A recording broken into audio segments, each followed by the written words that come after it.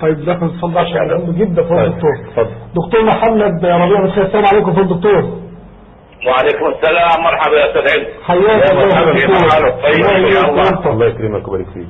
وكيفك يا دكتورنا العزيز؟ الله يعزك. الله يعزك ويبارك فيك. الله يرضى عليك. الله يبارك فيك. والله لا نملك الا ان ندعو لك بالليل والنهار وفي كل وقت، لانك يعني رجل بارك الله فيكم مضحي بوقتك وبجهدك وبعلمك في سبيل نصرة الدعوة السلفية نسأل الله الإخلاص والرد على المخالفين وخاصة الإخوان المسلمين.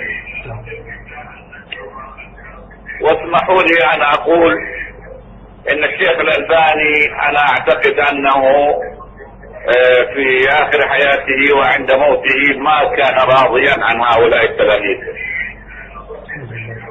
أغلبهم ما كان راضيا عن سلوكهم ولا كان راضيا عن اتجاههم، لأنه عرف أن اتجاهه هو دنيوي وجمع المال والتأكل بالكتب والعمل في الكتب، يعني غير الكسب الغير ناضج إلى آخره. فأنا أقول إن الشيخ أحد شيئين، إما أنه قصر معهم في تعليمهم خطر الإخوان المسلمين وتصريحات قوية منه، وهذا الاحتمال الأول. أو الاحتمال الثاني وهو أنه مات وهو غير راضي عن أكثرهم وعن أغلبهم. بارك الله فيكم. هذا الذي أستنتج مما يعني من شغل الحلبي وشغل مشهور ومن مثلهم يعني. الله الثاني أقوى فوق الدكتور محمد، لأن الشيخ الألباني رحمة الله عليه كان رده على الإخوان والمبتدع بوجه عام رد قوي. نعم. ما أظن كان فيه كفاية يعني، ما في تارة في السنة واحدة مرة. أي نعم.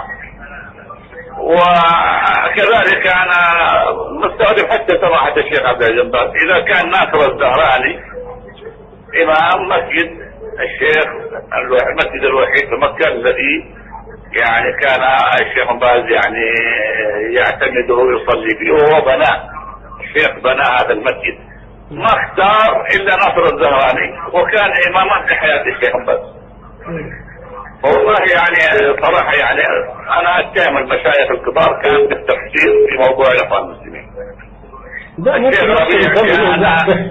الشيخ ربيع كان كل وقت يذهب إليه في الرياض وفي الطائف وضحى صوته وهو يعني ينبههم ويحذرهم ويعطيهم مؤلفات عن الإخوان، وهم يعني يبتسمون ويرون ان الشيخ مبالغ، الشيخ ربيع مبالغ وانه مزودها حبتين، شايف ولا لا؟ فالله يسامح من قصر اي نعم في هذا المجال وخلف تركة ثقيلة من التلاميذ المشوشين الذين هم اقرب الى الاخوانية.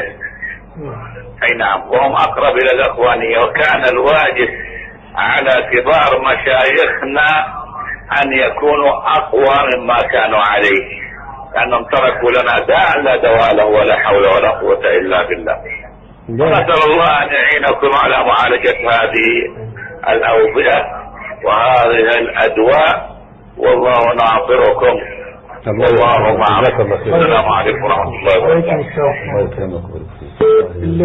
معلش الدكتور محمد يعني اتفضل. مفاجأة كبيرة بس فكرة ان المشايخ الكبار زي الشيخ ابن باز والشيخ الألباني يعني ما اجتهدوش في تعليم التلاميذ، لا هو خطر الإخوان. انا بس الفكرة اللي عايز اوصلها، هل هو الشيخ ابن باز يعني كان يعلم ذلك ام انه ما كانش يعني؟ هل الشيخ ابن باز كان يعرف ان ناصر الزهراني اخواني وتركوا يعني قال على سفر حوالي مثلا يا اخي انا بس كدليل الصوصيه في الدكتور قال على سفر حوالي ابن تيميه العصر لما الف كتاب نقد الاشاعره، ثم الشيخ نفسه اللي قال هذا خارجي وحذر منه. ما على حسب علم الشيخ بيه